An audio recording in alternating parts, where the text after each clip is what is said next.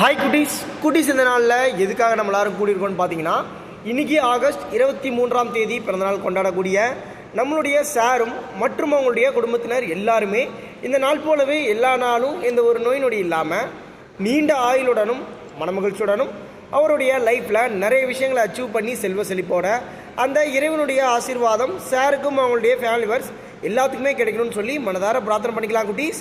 அது மட்டும் இல்லாமல் இன்றைக்கி சாருடைய பர்த்டே எதுவுமா நம்ம ஆல் த சில்ட்ரன் குழந்தைகள் சார்பாக அவருக்காக ஒரு பர்த்டே விஷஸ் பண்ணலாமா குட்டீஸ்?